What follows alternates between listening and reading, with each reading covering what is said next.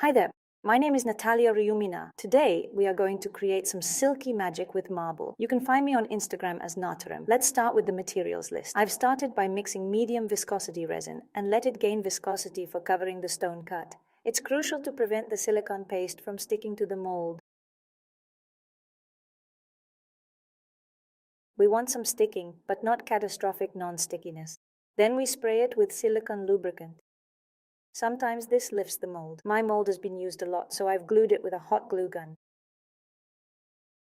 Then I clean it thoroughly with tape, mix silicone paste agam, carefully following the instructions and ratios. How to mix it? It's two-component, like epoxy resin, and I form a not too thick sausage from it.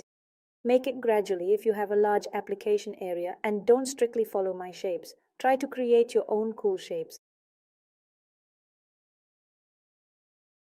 I'd be happy to see your experiments. See you later. So let's apply the resin and color it specifically to do a dirty cut pour, which allows the texture of the stone cut to appear. But it's essential that your resin is already viscous, but not too thin, because all these beautiful veins we are going to create will disappear. I pour the colors into a cup layer by layer with no specific proportions, just as I like. I choose whichever color I like and pour it into my specific form that I made with a fence from agam. The first step is done, our edge has solidified. Now we prepare thin resin for the next step, which is crucial, guys. We need thin resin. We remove the silicone paste. Thanks to the lubricant, the paste comes off easily. We clean the mold with tape or an alcohol wipe. Wait for the alcohol to dry off.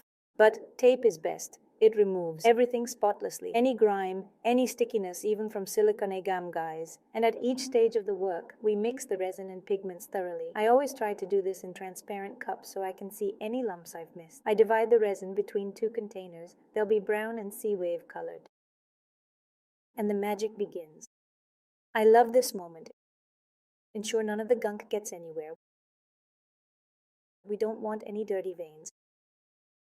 Remove those spider webs carefully, and I decide to darken one corner a bit more. You can do this in the beginning into 3 cups and pour gradually, ensuring to blend these mixing zones. Blend well so there are no stains. And at this stage, you can add small stones, sequins, mother of pearl, foil, anything you like, but don't add too much because the work is already pretty spectacular. Now take chiffon fabric, keep it steady with one hand and with the other soak it in resin with a spatula or finger. Here are some tricky parts.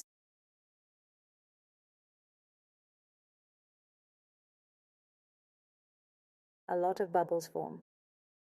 If you drop the chiffon in, you need to lay it gently and go slow, almost like you're meditating. Don't scrape the spatula on the mold, be gentle, advance it very smoothly forwards.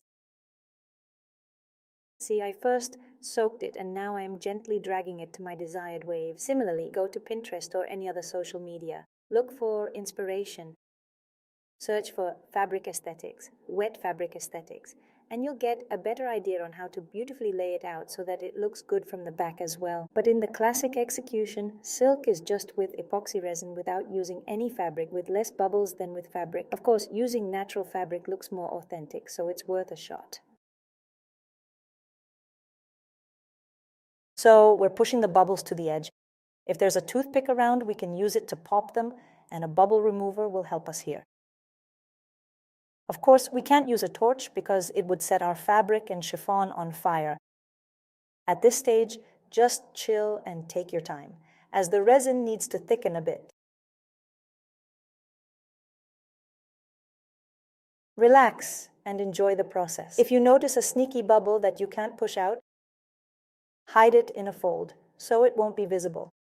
After we're done playing with the fabric, and we're happy with how our waves turned out, spray with the bubble remover and leave it to cure.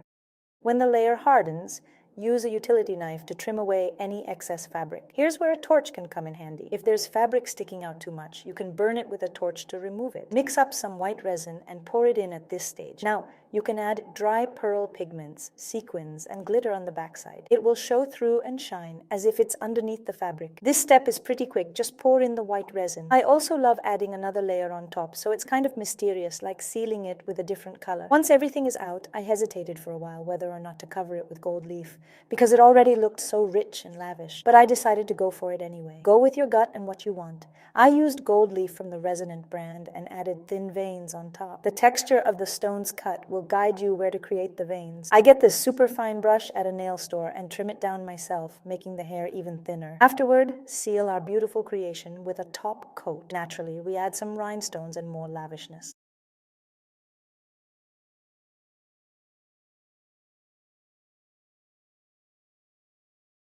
Although it's already super luxurious, a little more won't hurt. I made a matching coaster for this tray without marbling, just pouring in 2 layers of resin and inserting a piece of fabric. Tada, the set is complete. I'd love to see your experiments. Tag me, use hashtags, and you can expect a gift from me. Have a fantastic day and mood.